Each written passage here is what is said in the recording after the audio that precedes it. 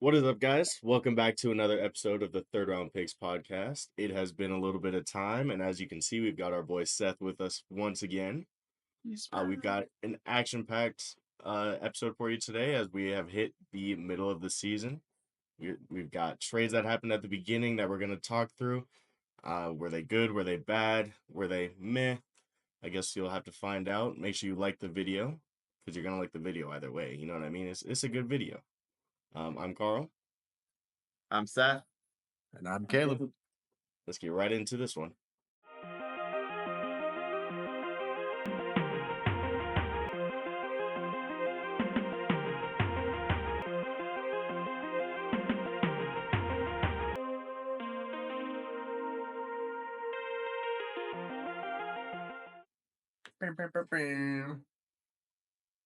All right. Nice for you to join us, Seth. Oh, yeah, I thought I'd stop by once in a while. Our worst video was the one that you weren't here, so now we know who brings in the views. I always thought it was Carl, but I guess it's Seth. Nah, it's Seth's knowledge that brings him in. You know what I'm saying? Seth, bro. It's always been Seth. All right, well, I think we should save my one that I want to talk about the most for last. So, skip to the end if you want to. But I think what everyone wants to hear the most is how Dante DiVincenzo is working out this season, right? That's what everybody's clicking on the video for. So get ready for 2 hours of DiVincenzo talk. Yep. His forp and all. Get ready. That's what I was thinking. We should name this episode Dante Talks. That'll get all the views. Yeah. There we could talk about some other guys involved in that trade, though. I think there were a couple other guys. Who was in that trade again? I'll Google it. Okay. Yeah, I think we could. So the Knicks and the Timberwolves traded for Karl-Anthony Towns, DiVincenzo. Randall went to the Wolves. Cat goes to the Knicks. Carl, what do you think? Who won that trade? Not gonna lie, the Timberwolves kind of won that trade. No, I'm just kidding. No, the Knicks won that trade 100%. Cut it off. Randall, not gonna lie, has been kind of rough next to Gobert, next to Ant.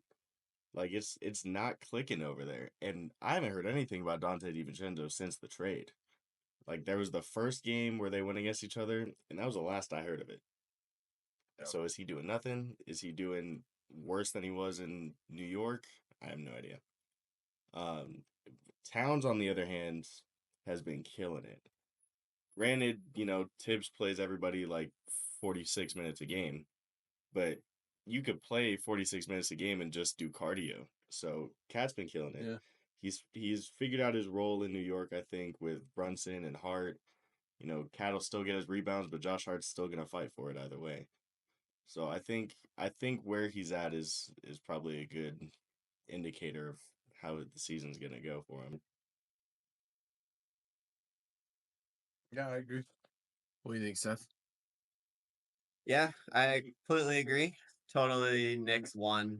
I don't think it's too shocking. Like I think Towns is always a better player, and there's that like old saying that's like whoever gets the better player wins the trade. I don't know if that's always true, but it's like even if you're trading and you get a bunch of guys back, it's like if you traded the best player, you did not win the trade.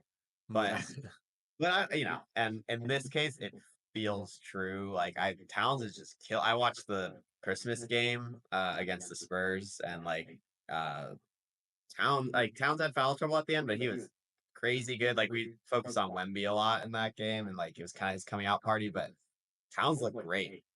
And like that floor spacing, like they have a great squad. Like I think Towns being able to score inside out, Hart inside out, Brunson inside out, like Bridges on the wing. Like I think that just fits super well. He's kind of like just what they needed. And then on the other side, it's like, is Randall? He's playing okay, but it's like, is that what the Timberwolves needed? Like, what does that help with that they didn't have last year? I think that would be my question. Like, what is it that they thought he would improve? Because I don't really know what it is. Like, his score's lower than Towns, his rebounding's lower, his defense isn't great, and his outside shooting's not as good. So I don't know what it is that like they thought he would solve, or if they just thought him plus Dante would be better. And if that's true, I think that was not smart to think like adding two players is going to equal a better player. I don't think that works that way. Sure. Yeah. Yeah, I mean, how many picks did they give for don't know. Cat? I think it's 3, right? Or something Did like they? that, 2 or 3. So, you always kind of wonder, like, okay, well, say Cat has a good year, they bounce out in the second round, so he rolls an Yeah. ankle, he misses half of the season, and then kind of just dwindles. Like, sure, in the small vacuum, I do think that I do think the Knicks have won the trade, but I want to wait and see the bigger picture. Like I feel like Julius Randle, he scored 25 points per game last year. He's at 19 this year. I mean that's a huge turnoff. He's 30. He shouldn't have had this big of a drop off from age 29 to 30. There's something's going on. I don't know if it's mental or what's going on. Bad fit, but I hope he bounces back soon. And yeah, I'd have to agree. Small term, I think the Knicks won. Yeah. I think Brunson's points per game. You said Brunson, right? His points per game.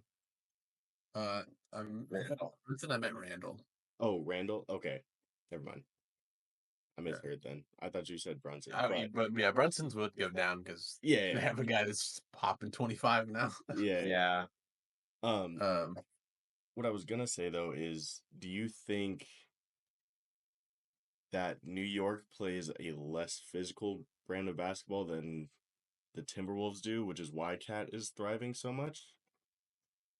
Because Ant and well, I'll just say Ant. He's a very he's much more of a drive type of player, sure. whereas Brunson kind of does whatever and he can facilitate wherever. So if Cat needs to be on the 3, he can be at the 3 and not have to worry about posting up as much. Whereas you have Rudy Gobert in Minnesota and he can barely shoot anything, let alone a 3. So Cat had to kind of he had to space, but that means his 3-point percentage would go down because he had to take worse shots. But in New York, it's kind of more relaxed, so he can do more of whatever he needs to. I think that's a good point. Different offenses.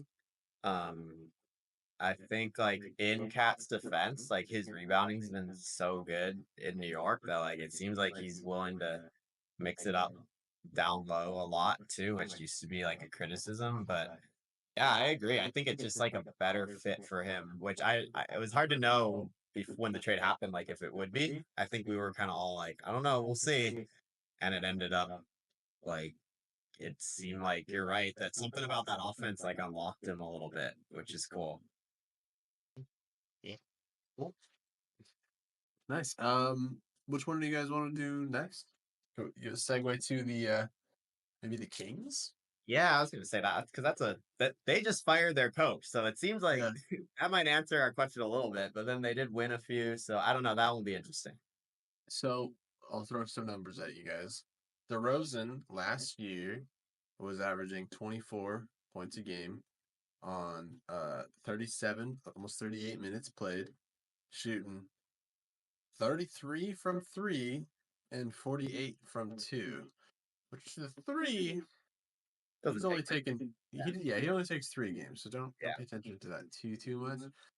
But 24 at 48%, he's that mid-ranger. So and then this year he's shooting the same 48 or 47.9, but he's at 21. So new team, whatever. Do you think it was what the Kings needed? Another mid-range scorer? I can start because I thought this was going to be great.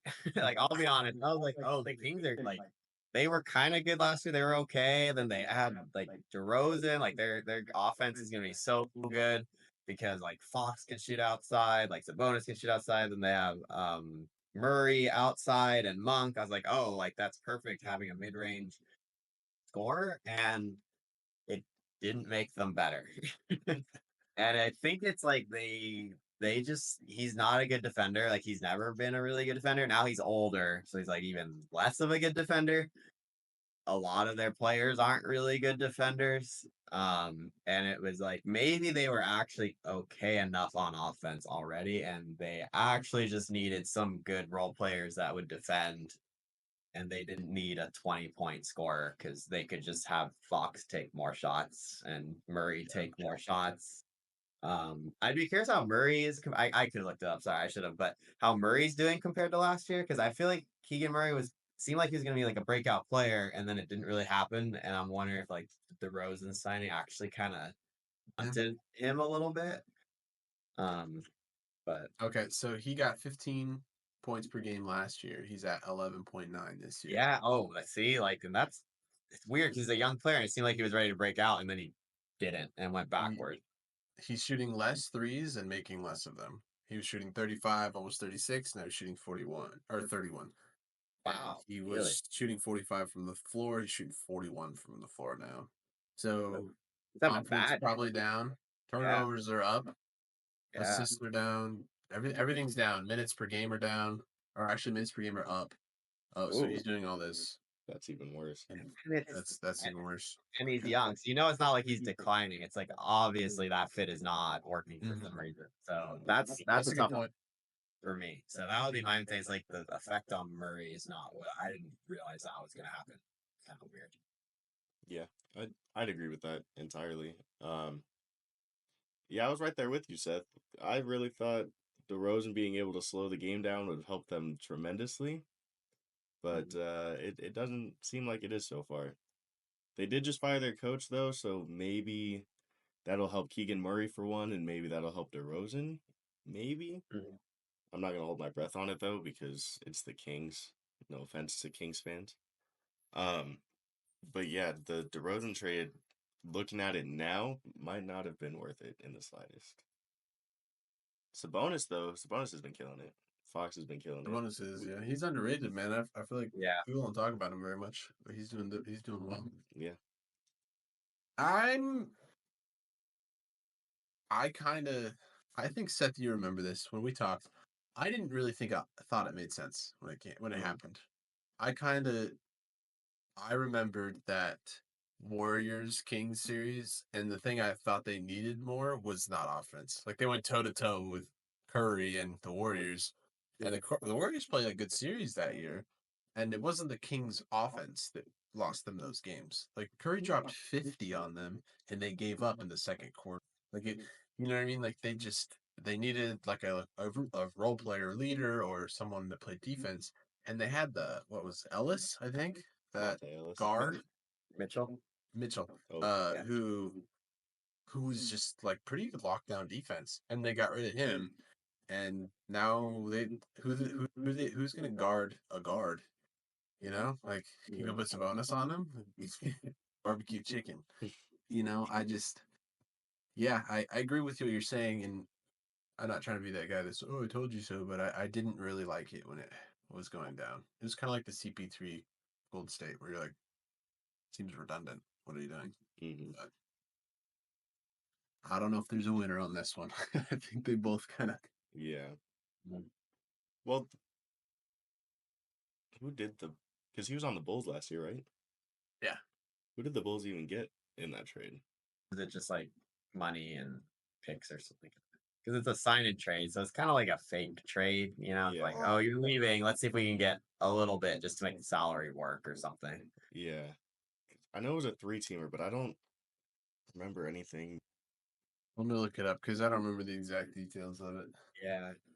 Kings got DeRozan. Spurs received Barnes. The Bulls received Chris Dante, and 2 second-round picks.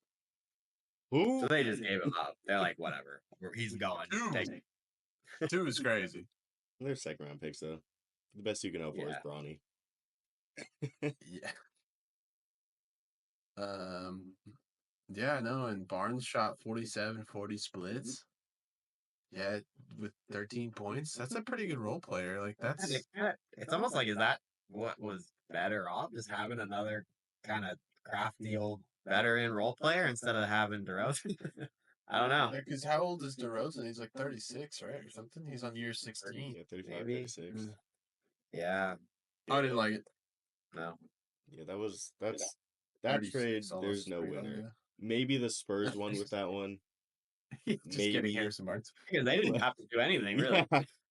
It's a good. I mean, he could be a good role player for him. And Yeah, he's a good role player. he lit it up on us. I was like, he went like 3 of 4 on threes in the quarter. And I was like, Yeah. Harrison Barnes, really? Yeah. Swear to God, dude. Jeez.